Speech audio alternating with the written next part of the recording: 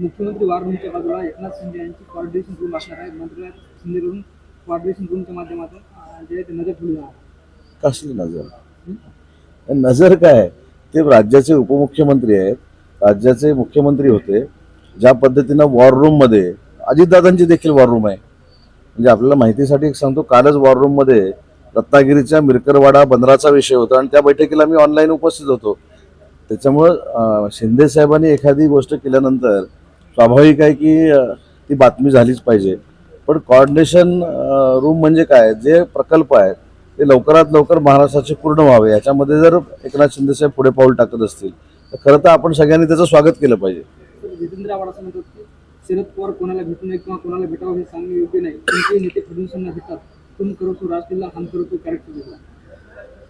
नाही, हे यांच्याबद्दल बोलले ना, युबीटीच्या लोकांबद्दल. नाही, शरद पवार साहेबांनी एकनाथ शिंदे साहेबांचा जो सत्कार केला दिल्लीमध्ये, त्या सत्कारानंतर काही लोकांच्या पोटात पोटसू उठला. तो सत्कार का झाला तर दिल्लीमध्ये ज्या पद्धतीनं माननीय पवार साहेब त्या सत्काराला उपस्थित होते आणि त्या सत्कारामध्ये पवार साहेबांनी एकनाथ शिंदे साहेबांचं कौतुक केलं, ते काही लोकांच्या जिव्हारी लागलं. त्याच्यानंतर आमचे मंत्री प्रतापराव जाधवांकडे जो जेवणाचा कार्यक्रम होता, त्या कार्यक्रमाला काही युबीटीचे खासदार उपस्थित राहिले म्हणून काही लोकांना दुःख झालं. आणि म्हणून युबीटीच्या खासदारांनी भविष्यात शिंदे साहेबांकडे किंवा शिंदे साहेबांच्या सहकाऱ्यांकडे जर जेवायला जायचं असेल तर आदेश पाळला पाहिजे असं सांगण्यात आलं. मला फक्त आता एवढंच वाटतंय की आता आमच्याकडे जेवायला येताना परवानगी घ्यावी, अशा पद्धतीचे काल आदेश झालेले आहेत. भविष्यामध्ये नाश्ता सकाळी काय करावा, दुपारी काय करावा, रात्री काय जेवावं, याचे देखील आदेश युबीटीच्या खासदारांना होऊ शकतात, असं आता माझं मत बनायला लागलेलं आहे. महाविकास आघाडी मूर्त अवस्थेत गेली, फक्त ते घोषित करण्याचं बाकी आहे असं आशिष शेलार म्हणाले. तुम्हाला काय वाटतं? तेच चाललंय ना आता. आशिष शेलार साहेबांनी सांगितलं, ही वस्तुस्थिती सांगितली आणि आशिष शेलारनी सांगितलेली वस्तुस्थिती खरी काय, कारण युबीटी मधले अनेक लोक एकनाथ शिंदे साहेबांचं नेतृत्व स्वीकारत आहेत. महाविकास आघाडीतले अनेक पदाधिकारी महायुतीमध्ये येत आहेत. याचाच अर्थ महाविकास आघाडीवर कोणाचाही विश्वास राहिलेला नाही आणि महाविकास आघाडीची ताकद भविष्यामध्ये 25 वर्ष वाढू शकत नाही, हे कार्यकर्त्यांना त्यांच्या आता कळून चुकलेलं आहे. मिशन टायगर अंतर्गत कोण कोण येणार आता?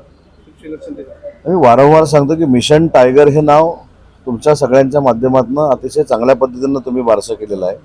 पण मिशनची आवश्यकताच नाही. ज्या पद्धतीनं 2.5 वर्षात माननीय एकनाथ शिंदे साहेबांनी या महाराष्ट्रामध्ये काम केलं, जनसामान्यांमध्ये ते रुजले आणि वंदनीय बाळासाहेबांची शिवसेना ही एकनाथ शिंदे साहेबच चालवतात, हे युबीटीच्या सगळ्यांना कळलं. त्याच्यामुळं आपणच काही लोक हे माननीय एकनाथ शिंदे साहेबांचं नेतृत्व स्वीकारतायत, त्याला ऑपरेशन म्हणण्याची आवश्यकता नाही.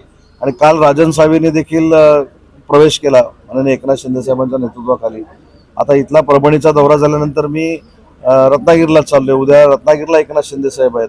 इथं देखील माजी आमदार, जिल्हा प्रमुख, संपर्क प्रमुख, सहसंपर्क प्रमुख, माजी जिल्हा परिषदेचे अध्यक्ष हे शिवसेनेमध्ये प्रवेश करतायत. काही दिवसांनी या देखील परिसरामधले प्रवेश होतील. त्याच्यामुळे शिंदे साहेबांच्या कामावर विश्वास ठेवून अनेक लोक युबीटीमध्ये प्रवेश करतात.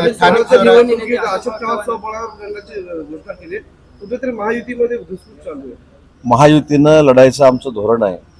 पण स्थानिक लेवलला काही लोकांना जर असं वाटत असेल की ते स्वबळावर लढणार आहेत, आम्ही देखील स्वबळाची तयारी ठेवू. पण महायुतीनं निवडणूक व्हाव्यात हे तिन्ही नेत्यांचं म्हणणं आहे.